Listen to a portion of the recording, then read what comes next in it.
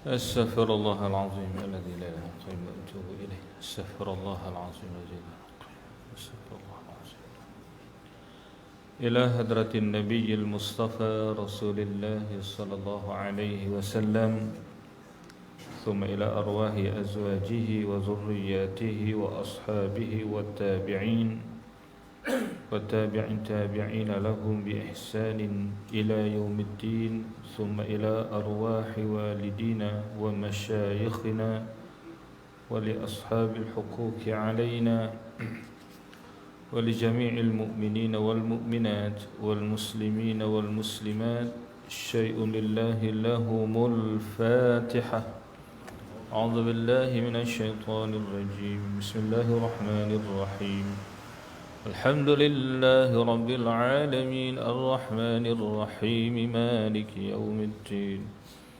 إياك نعبد وإياك نستعين. اهدنا الصراط المستقيم صراط الذين أنعمت عليهم غير المغضوب عليهم ولا الضالين.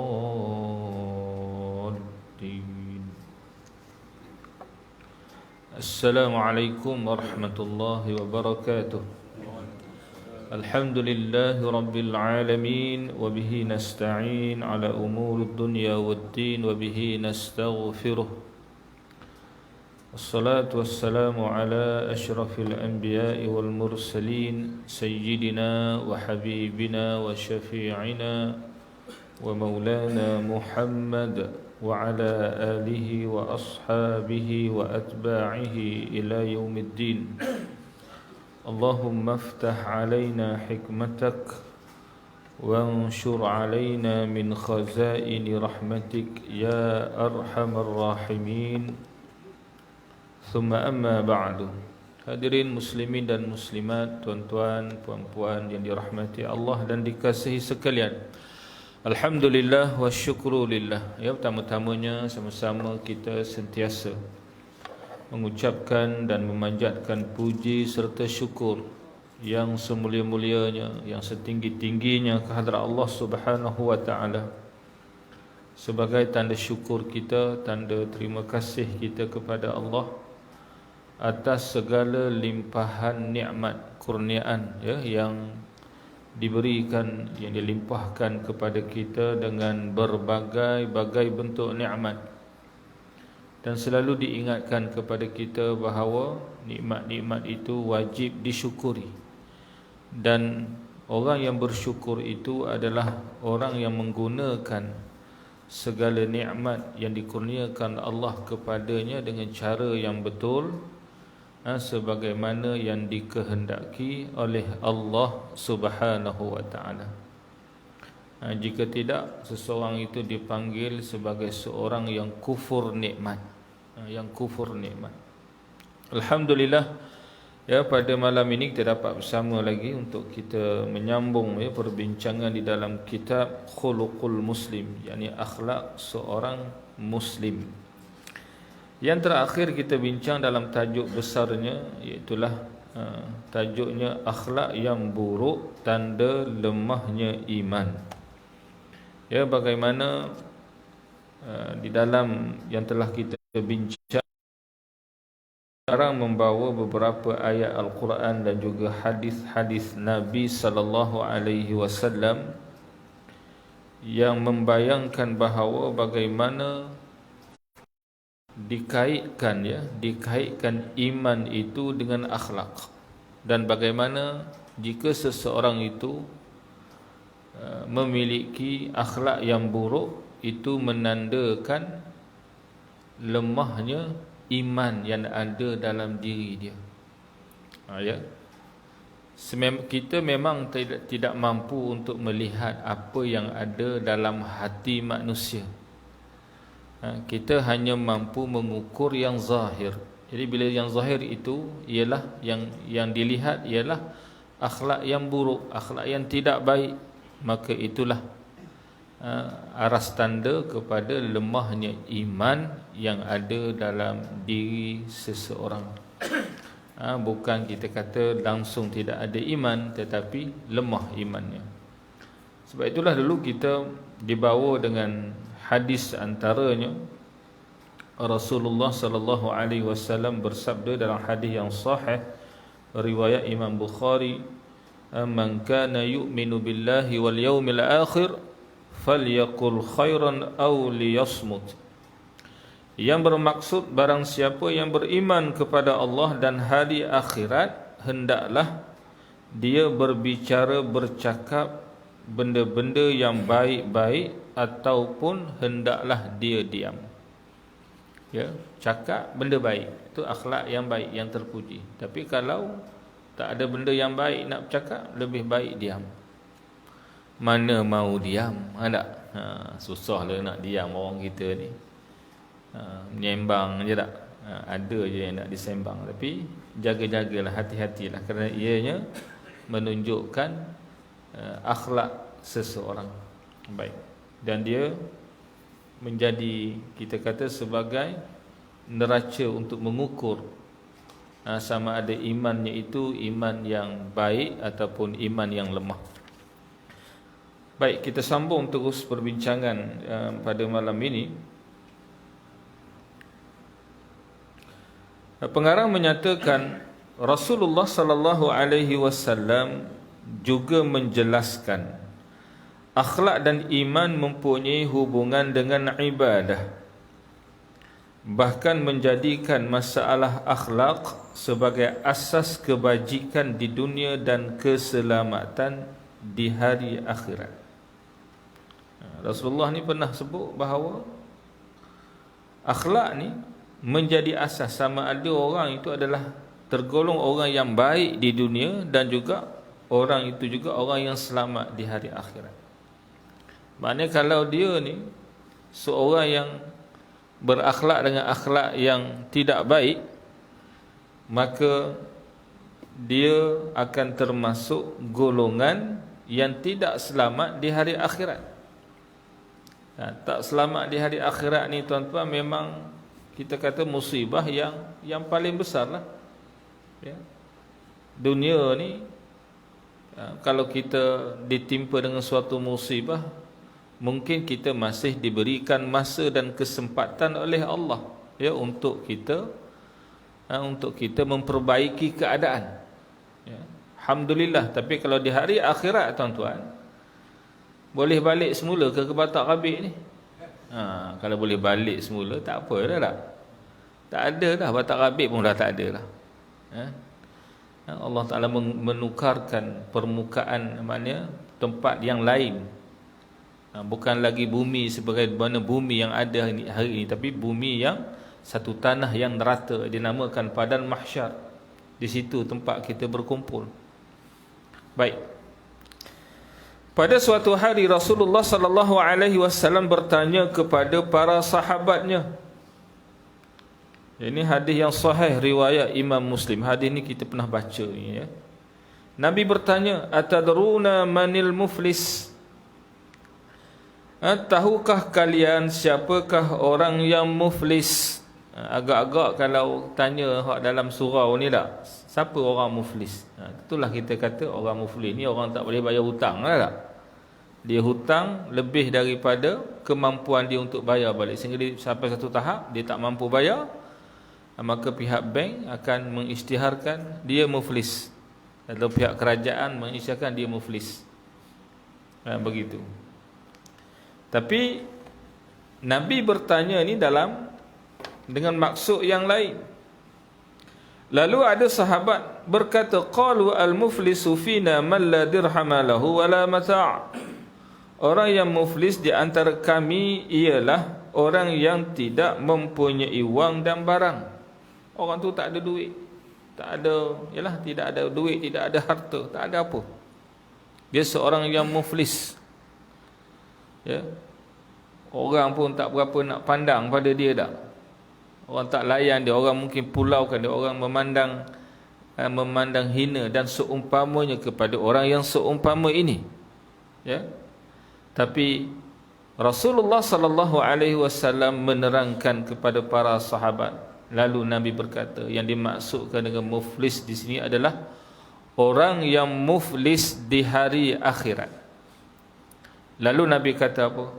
Faqal al-muflisu min ummati man ya'ti yawmal qiyamati bi salatin wa zakatin wa siyam wa ya'ti wa qad shatama hadha wa qadhafa hadha wa akala mala hadha wa safaka dama hadha wa daraba hadha fayu'ta hadha min hasanatihi wa hadha min hasanatihi fa in faniyat qabla an yuqda ma 'alayhi akhadha min khatayahum faturihat alaih thumma turiha finnar.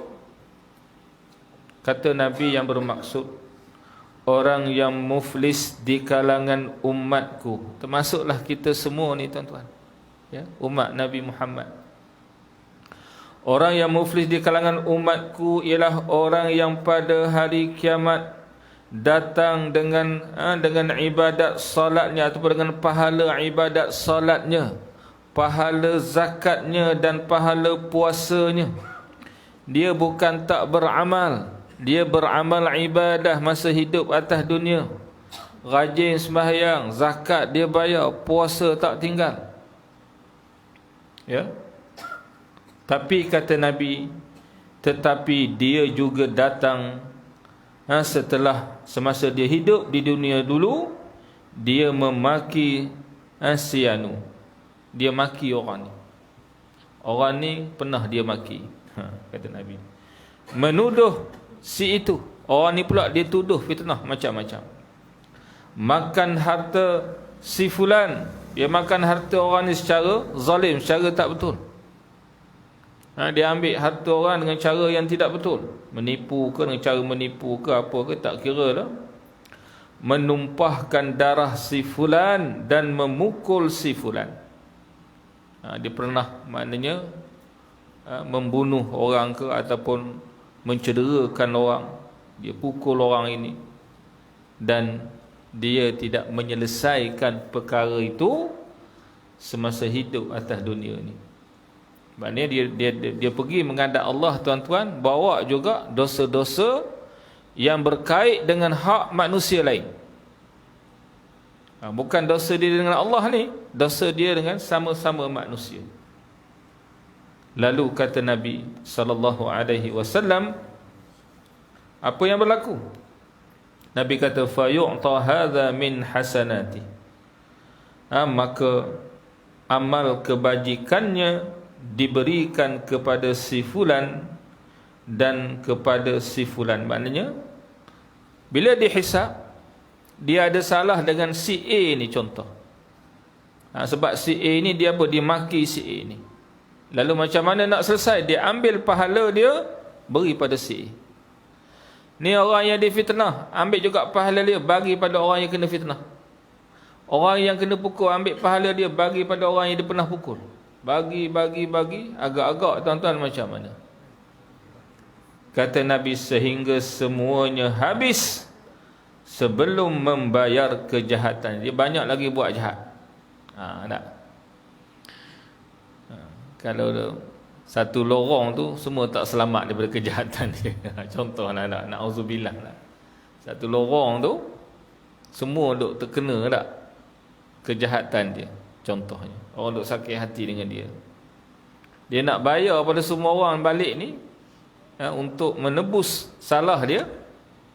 Sehingga kata Nabi, habis dah semua pahala kebajikan dia, tapi dia tak selesai lagi nak tebus balik dosa-dosa kejahatan dia semasa hidup dunia dulu.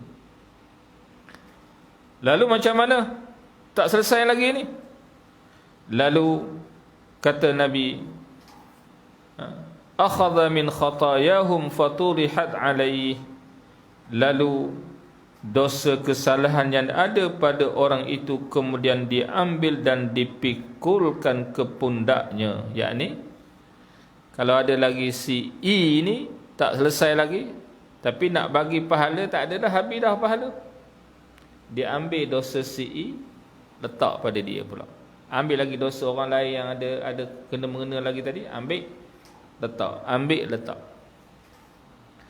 Pahala dah habis tuan-tuan, dosa bertambah. Lalu Nabi memberikan peringatan, lantas orang itu dimasukkan ke dalam neraka. Kekal atau tidak itu cerita lain lah. Kalau dia dalam keadaan iman itu masih ada, dalam akidah kita Ahlus Sunnah wal Jamaah, orang yang macam ni dia akan diazab terlebih dahulu di dalam neraka, kemudian dikeluarkan dan dimasukkan semula ke dalam syurga dengan syarat masih ada iman dalam diri dia. Ya. Baik, ni orang muflis, tuan-tuan. Ya. Kata pengarang, maka inilah yang dipanggil orang muflis. Inilah orang yang muflis. Muflis atas dunia ni, tuan-tuan, tak apa lagi, boleh makan minum lagi. Tak? Setengah tu katanya kalau muflis bawa kereta pun tak boleh, pakai kasut pun tak boleh. Elok je orang muflis naik kereta besar, tuan-tuan, tak? Tak. Makan sedap pada kita lagi. Muflis dunia. Muflis di akhirat tu nak buat macam mana? Apa kita nak buat? Ya. Sebab kalau akhirat tu dia bukan lagi tempat untuk beramal, tapi tempat untuk dihisab. Yaumiddin, hari pembalasan, hari dihisab, dikira bicara tak? Kalau kita muflis, tuan-tuan, muflislah. Inilah nasibnya orang yang muflis. Dia seperti pedagang yang mempunyai barang dagangan yang bernilai RM1,000, tetapi dia menanggung hutang sebesar RM2,000. Duit ada RM1,000, hutang RM2,000, maknanya dia dah bayar RM1,000, maknanya ada lagi hutang berapa, tuan-tuan? Ada RM1,000 lagi. Bagaimana dia sebenarnya miskin itu kemudian dapat digolongkannya sebagai orang kaya? Jadi orang sebenarnya, orang ini adalah orang yang miskin sebab dia masih berhutang separuh lagi. Dia tidak akan digolongkan dalam golongan orang yang kaya. Bahkan dia sebenarnya adalah orang yang miskin, orang yang muflis. Ya. Tuan-tuan, kalau kita ni maknanya menghalusilah amal ibadah kita ni yang kita buat hari-hari dah. Ambil amal ibadah solat dan sembahyang ni dah. Agak-agak berapa markah kita boleh letak lah sembahyang kita, kalau boleh letak markah lah. Tak? Sebab dia adalah kita panggil neraca dia tu. Dia adalah pemarkahan itu dari sudut solat ni. Ya. Dari banyak perkara lah. Dari banyak perkara untuk kita ni boleh kita ni boleh menilai sendiri bagaimana keadaan ibadah solat kita. Kita tak payah nak letak markah pada orang lain, ya. Bukan kerja kita letak markah diri kita sendirilah. Kita letak markah diri sendiri. Adakah kita sembahyang pada waktunya? Adakah sembahyang pula berjamaah? Macam orang lelaki tak, perempuan ni tak sembahyang berjemaah di surau masjid pun tak jadi masalah. Tapi orang lelaki ni masalah sikit kalau dengar azan tak datang masjid dan surau. Ada. Sebab sekarang ni kalau tak dengar masjid surau, handphone kita pun azan juga tak? Ya. Baik. Jadi banyak benda kalau kita nilai.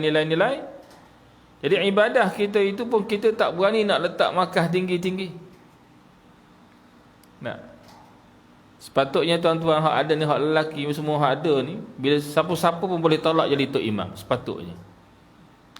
Barulah betul sembahyang ni. Ini dak sebut tok imam tu, dia rela duduk kat bawah tu, tak naik-naik. Sakit perut lah dah, sakit apa dah, tak mau naik, tak mau. Jadi kenapa jadi begitu? Adakah dia tahu bacaannya tidak betul? Kalau tahu tak betul, kenapa tidak belajar? Contohnya lah, bukan orang sini, orang tempat lain, betul tak?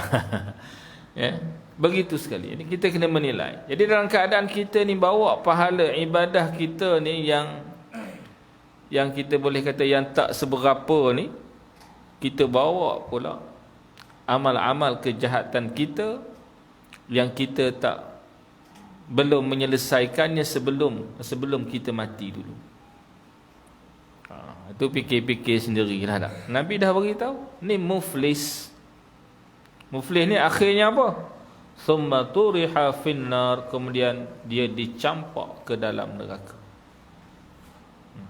Na'udzubillah. Orang yang beragama yang melakukan bentuk ibadah, tetapi setelah itu dia masih juga membuat kejahatan, bermusuh dengan orang lain, bagaimana boleh dikatakan mereka itu orang yang bertakwa? Ya. Sedangkan banyak dalam Al-Quran ini Allah Ta'ala menyebutkan bahawa syurga ni antaranya adalah untuk orang-orang yang bertakwa. Ada satu ayat tu Allah Ta'ala menyatakan, a'udzubillahi minasyaitanirrajim, innama yataqabbalullahu minal muttaqin. Hanya sahaja Allah Ta'ala menerima amalan orang-orang yang bertakwa. Hanya amalan orang yang bertakwa yang diterima oleh Allah. Maknanya kalau orang tu bukan orang yang bertakwa, amalannya tak diterima, tuan-tuan. Kalau berdasarkan ayat. Dan kalau kita boleh buka, Imam Al-Ghazali pun mengupas tentang takwa dalam kitab Minhajul Abidin, panjang lebar. Dia mengupas ayat ini. Bila kita baca ayat ini, sepatutnya kita rasa takut kalau kita ini tidak memiliki sifat takwa. Sebab tak ada takwa, amalan tak diterima. Jadi tadi pengarang dia menyebut bahawa kalau orang tu masa hidup dunia ni duk buat benda jahat, bermusuh dengan orang, begitu begini, jadi bagaimana orang macam ni boleh disebut sebagai orang yang bertakwa kepada Allah? Nabi Muhammad sallallahu alaihi wasallam mengibaratkan orang seperti ini sebagaimana berikut. Ya. Ini Nabi buat suatu ibarat.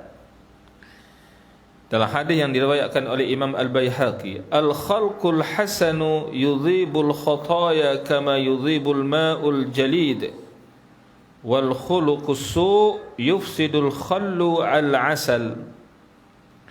Yang bermaksud budi pekerti yang baik, budi pekerti yang baik, akhlak yang baik, budi pekerti yang baik boleh mencairkan dosa, boleh menghilangkan dosa, mencairkan dosa seperti air mencairkan gumpalan salji.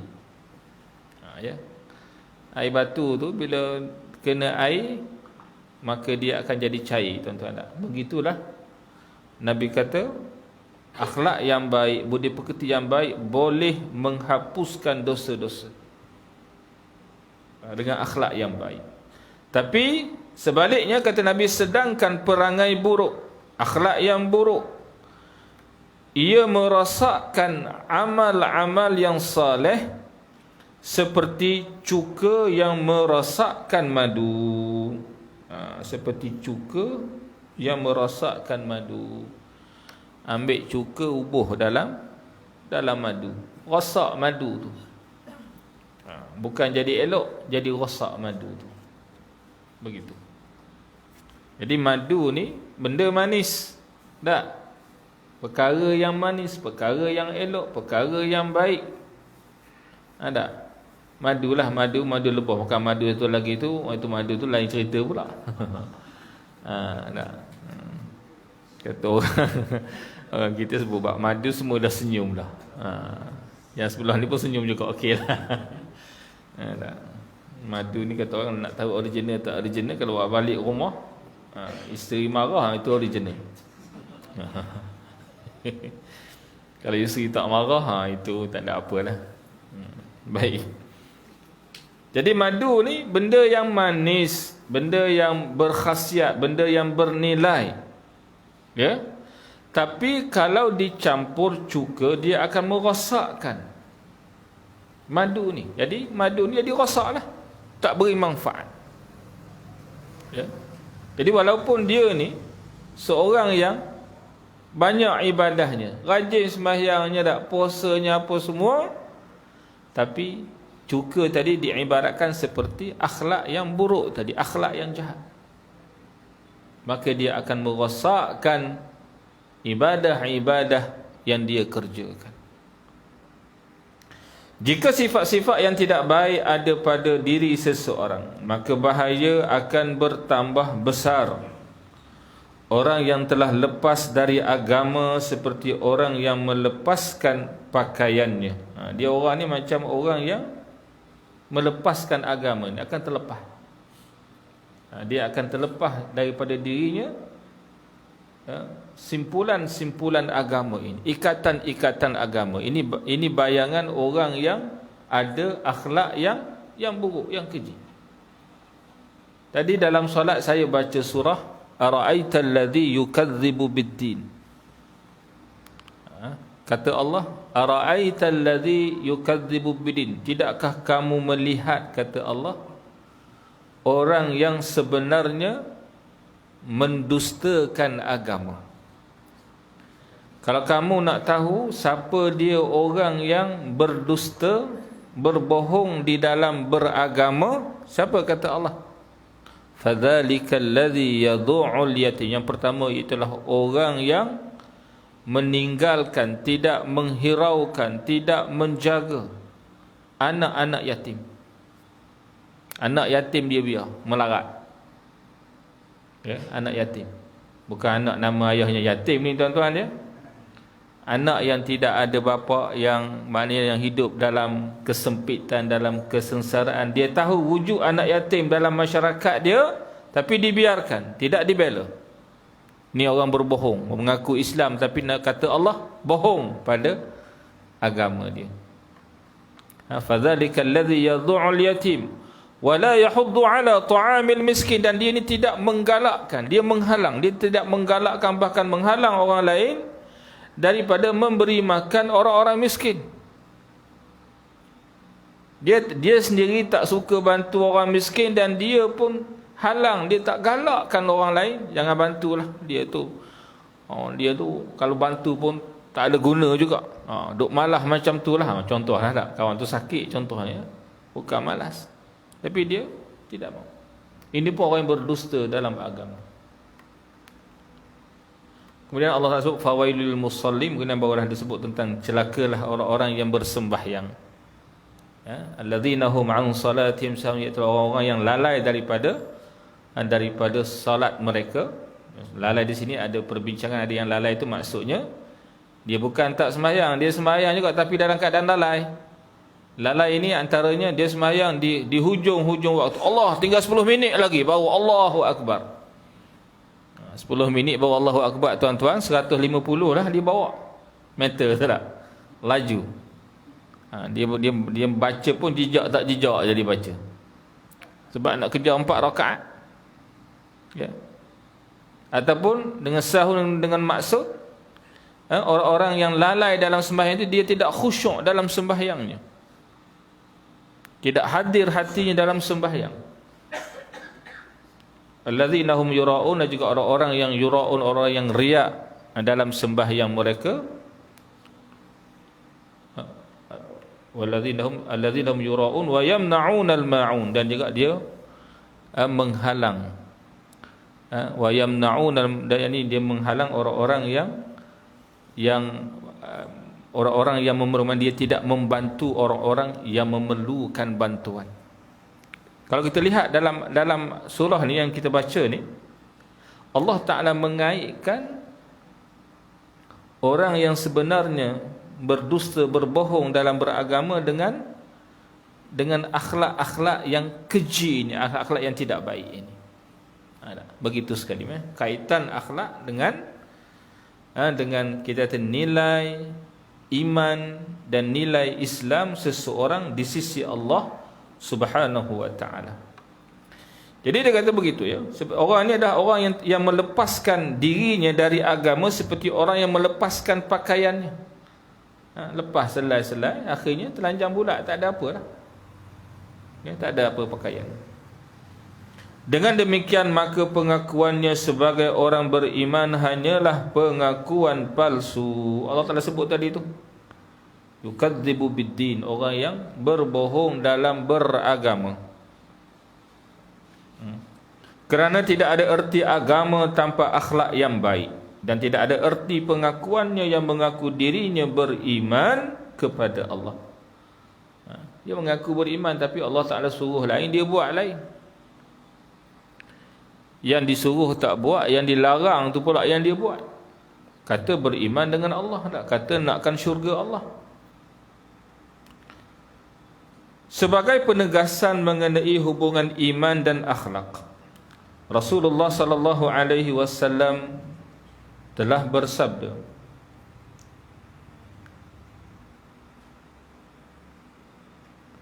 "Salasun man kunna fihi fahuwa munafiq, wa in sama wa shalla wa hajja wa atamara wa qala inni muslim, idza hadatsa kadzaba wa idza wa'ada akhlafa wa idza tumina khana." Kata Nabi, 3 perkara apabila terdapat pada seseorang, maka dia adalah munafiq. Na'udzubillah. 3 ni, kalau 3 ada pada seseorang, hati-hati orang ni seorang munafik, kata Nabi. Ya. Setengah ulama kata seseorang tu ada sifat munafik pada diri dia. Ya. Sebab tuduhan seorang tu munafik, tuan-tuan, bukan satu tuduhan yang ringan. Kita jangan duk label orang tu munafik apa, kecuali maknanya orang-orang yang berautoriti, yang menegaskan bahawa dia ni sudah seorang yang munafik, itu lain lah. Tapi kalau kita pergi kata orang tu munafik, tiba-tiba dia tak munafik, munafik tu kata Nabi balik pada kita semula. Munafik dan seumpama. Tapi Nabi sebut begini, 3 perkara apabila terdapat pada seseorang, maka dia adalah munafik. Sekalipun dia berpuasa, dia bersembahyang, menunaikan haji dan umrah, dan mengaku seorang muslim, dan dia berkata, aku ni inni muslim, aku ni seorang muslim. Apa dia 3 ni? Iaitu apabila dia bercakap, dia berbohong. Cakap dusta, tuan-tuan. Cakap lain, buat lain. Ni jenis cakap lain, buat lain ni bahaya ni tak? Ramai jenis manusia akhir zaman begitu. Kenapa? Kerana dunia lah, kerana pangkat, kerana kedudukan dan seumpamanya. Apabila berjanji, dia mungkiri janji. Orang politik ramai, tuan-tuan. Tak kira lah parti mana pun lah. Kalau dia ni berjanji, lepas tu dia mungkiri, ada sifat nifaq pada diri dia. Macam kita cerita dulu lah tak, bila orang kata mungkin janji, manifesto janji macam-macam tak buat, malam ni macam lah ada kita berjaya ni, esok minyak turun, tak turun-turun, contoh lah tak, tu contoh tu di negara Afrika Selatan lah, janji Perdana Menteri dia janji dulu, ya. Jadi tak turun-turun juga minyak kat sana, contoh ya. Jadi itu adalah suatu janji yang dimungkiri, tuan-tuan, ya, yang dimungkiri. Oleh sebab tu kita ni jangan mudah berjanji. Tapi yang pelik lagi tu kan, bila orang-orang, ya, bila ada orang yang sebutlah bahawa mungkir janji, dia kata, oh Nabi pun mungkir janji. Oh sudah, tengok. Dia boleh sebut Nabi pun mungkir janji. Na'udzubillah. Ya, dia maknanya dia merendahkan, tak, merendahkan akhlak Nabi, tindakan Nabi dan seumpamanya. Jangan bercakap begitu. Nak apa? Menyelamatkan diri, lalu menyatakan apa yang dia buat itu Nabi pun pernah buat begitu. Dengan dia buat contoh-contoh yang tidak betul. Baik. Bila berjanji dia mungkiri, dan apabila dipercayai, yakni apabila diberikan amanah dia khianat. Pegang jawatan, pecah amanah, makan rasuah, salah guna kuasa. Macam-macam lagi dah. Hati-hati orang yang pegang amanah, pegang jawatan, pegang itu, pegang ini tak. Jangan dia bila diberi kepercayaan dia khianat. Ni 3 ni kalau ada 3 berat, tuan-tuan. Ada 1 pun dah berat, ada 2 berat, lagi 3 ni kalau kata ikut pada zahir hadis ni, Nabi kata fahuwa munafiq. Nabi tak maknanya tak berselindung. Nabi kata dia adalah seorang munafik, kata Nabi. Baik. Bagaimana kita lihat dalam hadis ni, akhlak yang buruk tadi, iaitulah berdusta, mungkir janji dan khianat, dikaitkan dengan kemunafikan. Akhlak yang buruk ni boleh bawa seseorang kepada munafik. Bila munafik ni tercabut iman, yang sebut tadi, yang dia melepaskan Islamnya seperti mana dia melepaskan pakaian dia. Dalam riwayat yang lain, Nabi menyebut ayatul munafiq thalatha. Idza hadatha kadzaba wa idza wa'ada akhlafa wa idza 'ahada ghadara wa in shalla wa sama wa za'ama annahu muslim. Tanda-tanda orang munafik itu ada 3, kata Nabi.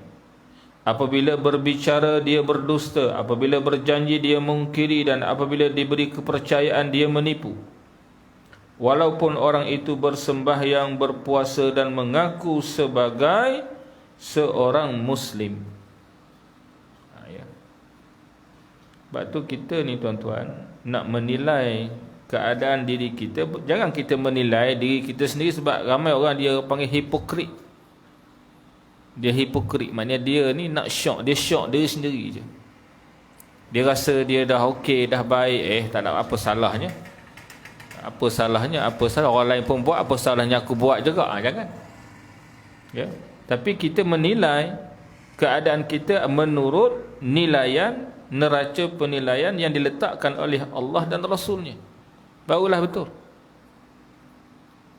Nabi pun pernah marah. Nabi kata, la takun im'a, jangan kamu jadi pak turut. Bila orang baik kamu jadi baik, bila orang jahat kamu pun jadi jahat, wasak sama. Jangan, kata Nabi. Tapi kita kena jadi seorang muslim yang baik, yang saleh, yang bertakwa pada Allah. Duk mana-mana pun itulah kita. Dia nak begitu. Dibawa lagi hadis Rasulullah sallallahu alaihi wasallam, hadis sahih riwayat Imam Bukhari.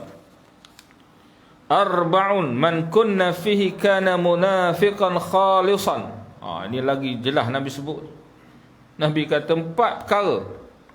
Tadi 3 ni 4 perkara apabila terdapat daripada diri seseorang, terdapat pada diri seseorang, dia telah menjadi munafik. Munafiqan khalisan, maknanya munafik, betul-betul munafik ni. Bukan main-main munafik. Munafik tulen dah. Khalis ni maknanya tulen.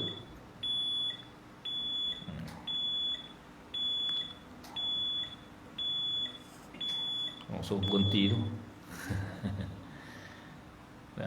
Munafik tulen ni kata Nabi ni khalis. Kalau emas tu emas yang khalis, maknanya emas apa? Emas 999 ke emas apa tu? Emas yang itulah yang tulen. Apa dia kata Nabi? Wa man kana fihi khaslatun minhunna kanat fihi khaslatun minan nifaq hatta yada'aha idza tumina khana wa idza hadatha kadzaba wa idza ahada ghadara wa idza khasama fajar. Nabi tambah satu lagi. Ya. Dan jika salah satu dari 4 perkara itu terdapat pada diri seseorang, dia mempunyai salah satu sifat kemunafikan. Kalau 4 ni ada, Nabi kata munafik tulen. 4 ni ada. Dalam satu masa 4 sifat ni ada pada diri dia, munafik tulen, kata Nabi. Tapi kalau ada 1 atau 2, maka jaga-jaga, kata Nabi. Jadi kalau ada 1 itu maknanya ada sifat munafik pada diri dia. Dia mempunyai salah satu sifat kemunafikan sehingga saat dia meninggalkannya, sehinggalah dia ni buang sifat itu, maka bersihlah diri daripada sifat munafik tadi. Iaitu apa dia sama juga apabila cuma Nabi ubah, idza tumina khana, bila diberikan amanah, diberikan kepercayaan, dia khianat. Yang keduanya apabila berbicara, bila bercakap dia berdusta, dia berbohong. Yang ketiganya apabila dia berjanji dia mungkiri. Dan yang keempat, dan apabila bermusuhan, bila dia ni bergaduh, berbalah, dia berlaku licik, dia menipu, dia licik. Bila dia maknanya dia berbahas ataupun dia bergaduh, dia bertelingkah, dia licik, maknanya untuk dia ni menang. Dia sanggup menipu dan seumpamanya untuk dia menang. Sebab kita pun tuan-tuan kadang-kadang begitu juga tak? Ada juga berselisih faham dengan siapa-siapalah. Jadi kadang-kadang tu memang salah orang ni pun, tapi dia licik, jadi dia pula yang tak salah, kita pula jatuh salah. Dia langgar kita yang salah, tuan-tuan. Sebab dia licik. Jadi empat ni kalau ada, kata Nabi, munafiqun khalisan. Ada salah satu daripada empat ni, maknanya pada dirinya itu ada sifat munafik.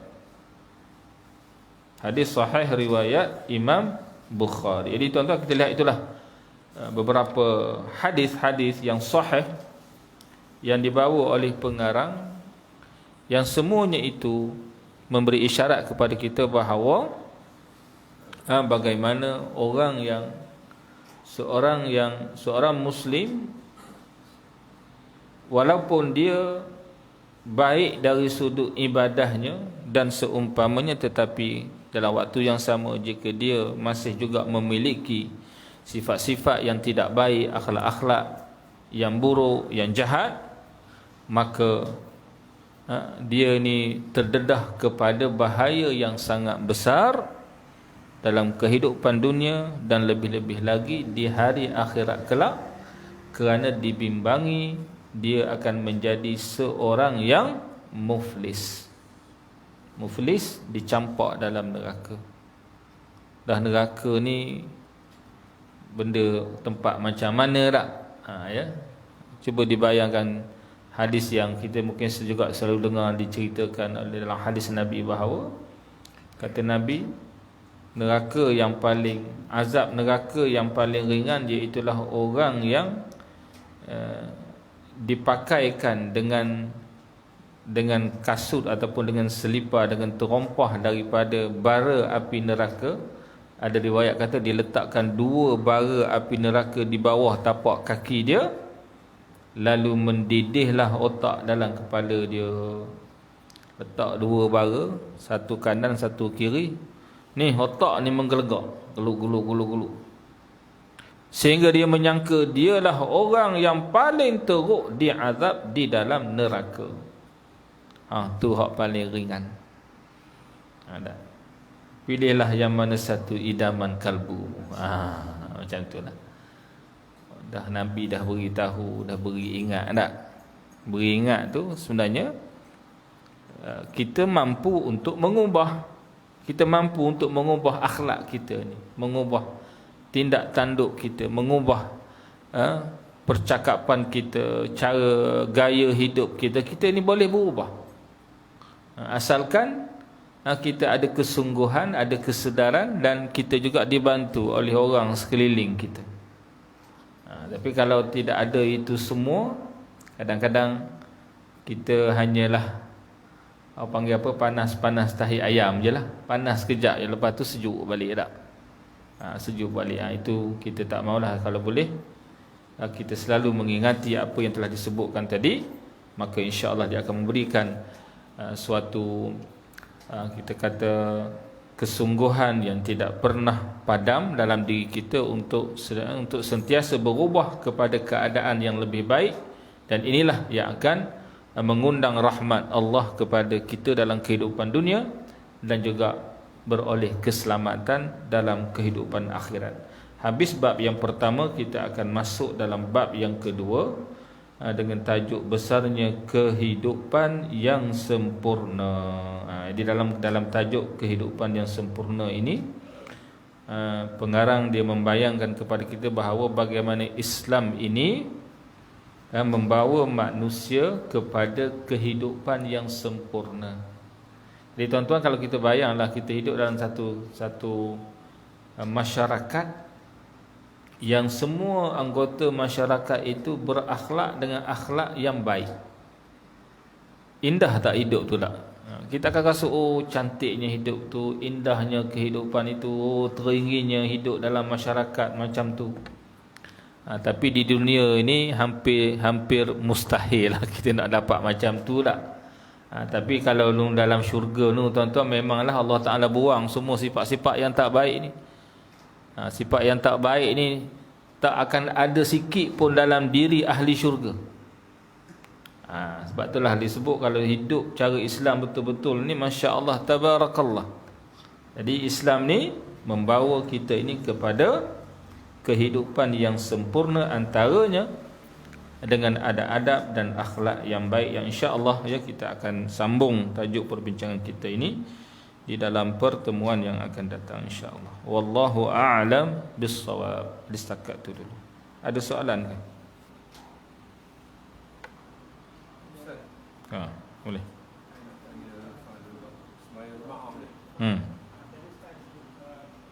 Mana dulu? Ni dulu, ni dulu.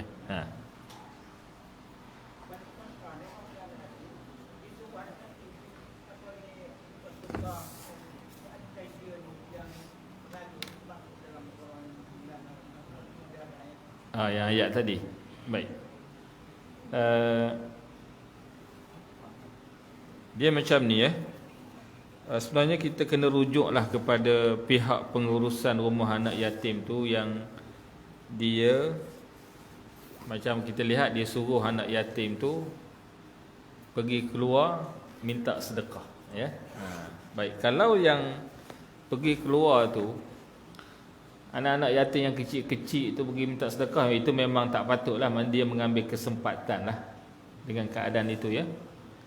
Cuma saya difahamkan dan saya bacalah ada setengah rumah anak yatim tu yang anak yatim tu dah besar-besar lah. Udah maknanya umur 15 ke atas lah. Mereka ini dilatih untuk menjalani kehidupan, iaitulah dengan dilatih bukan minta sedekah, dengan menjual barang. Ada juga. Ini sebagai latihan dia orang. Ini dia orang mengaku dibuat begitu. Dia rasa kalau dibuat begitu sebagai latihan, tak salah. Dan bukan dia minta sedekah. Tapi kalau kita kadang-kadang kita tak suka beli barang, kita sedekah je. Kita tengok rumah anak yatim, kita bagi RM2, tak ambil pun barang dia. Dia tu nak jual barang, dia kata tak nak jual barang. Jadi itu. Jadi kita lihatlah cara yang dia buat itu. Adakah dengan mengambil kesempatan ataupun dengan tujuan sebagai satu latihan. Sebab ada juga orang yang pergi kerusuh di mana-mana pusat latihan, dia kemudian kena pergi keluar untuk buat praktikal tuan-tuan. Praktikal di mana-mana sajalah. Buat tu lah, buat ni lah, apa macam-macam, jadi praktikal. Ya, jadi macam ni juga yang dikatakan oleh pihak pengurusan lah. Jadi itulah kita nak hukum secara menyeluruh tak boleh lah. Kita lihat dari sudut dia buat tu tujuan apa dan sesuai atau tidak dengan umur anak yatim tersebut atau macam mana. Baik, itu yang pertamalah. Itu komen saya lah. Wallahu a'lam. Apa je tadi? Solat Jumaat. Saya nak tanya sikit pasal solat Jumaat. Saya kadang-kadang ada jadi imam. Kadang-kadang. Tapi dalam sembahyang tu, jadi saya baca ayat pendek. Lepas Fatihah. Jadi saya nak tahu tata cara dia untuk memulakan jemaah. Cara untuk baca ayat pendek. Baik. Okey. Imam An-Nawawi rahimahullah dalam kitabnya Al-Azkar, kitabnya zikir-zikir azkar ni dah ada terjemahan dalam bahasa Melayu, bahasa Malaysia pun ada. Ya. Kalau tuan-tuan, tapi tebal lah ni dekat saya ingat ada dalam 6 inci kot tebal kitabnya. Nak baca pilih-pilih lah. Tapi dalam kitab tu ada disebut tentang tata cara lah. Imam, bagaimana cara Nabi, sahabat solat. Baik, antaranya ya, di sana ada beberapa tempat bila kita jadi imam ni, kita disebut oleh Imam Nawawi sebagai digalakkan, disunatkan ataupun digalakkan kita ni berhenti seketika. Contohnya kita berhenti seketika selepas takbir Allahu Akbar tu, tak terus bismillah terus alhamdulillah, tidak. Maknanya kita diam seketika, kemudian membaca doa iftitah lah, kemudian membaca Fatihah. Lepas Fatihah tu kita juga digalakkan untuk berhenti seketika. Kalau Imam Nawawi sebut dengan sekira-kira makmum selesai membaca Fatihah. Kalau saya sendiri, selepas saya baca Fatihah, saya akan diam dan beri masa. Paling tidak lepaslah separuh Fatihah dah, makmum belakang baru kita baca surah. Sebab pengalaman kita dulu jadi makmum pun tuan-tuan, pertama kalau imam ni pula zaman sekarang guna mikrofon, bergegar surau masjid tuan-tuan. Lagi tak bergegar dia suruh pulah buat lagi dah. Kalau dia tak dengar gegar telinga dia tu, dia tak sedap. Dia nak suruh bergegar baru mic. Dia tak sedar bila dia baca surah depan, makmum belakang tu nak baca Fatihah berapa kali tergagap dah. Duk terikut ataupun terganggu. Memang kita pun mulalah kita baca kuat.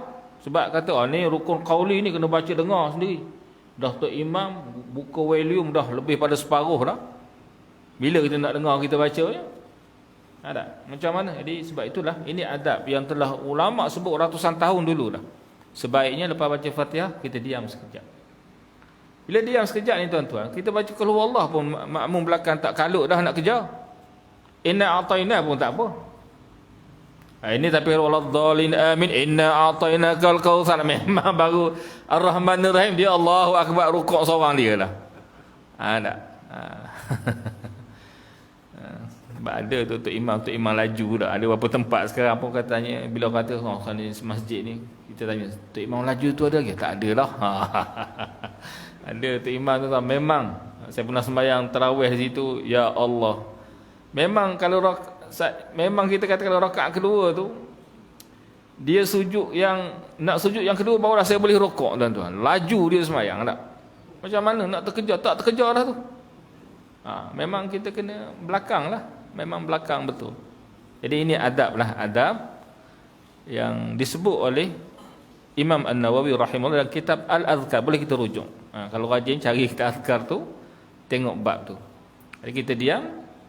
Begitu juga lepas baca surah. Lakum dinukum waliyadin. Berhenti sekejap barulah Allahu Akbar rukuk. Jangan lakum dinukum waliyadin Allahu Akbar. Laju terus. Tidak, dia ada adab-adab dia. Ya, sebab itulah dalam rukuk ada tamakninah, i'tidal ada tamakninah, sujud ada tamakninah, antara dua sujud ada semua ada tamakninah. Itulah adab yang sebaiknya lah. Jadi nak baca yang pendek pun, surah pendek pun tak jadi masalah, sebab kita telah diam seketika untuk beri peluang pada makmum menyelesaikan Fatihah mereka. Wallahu a'lam.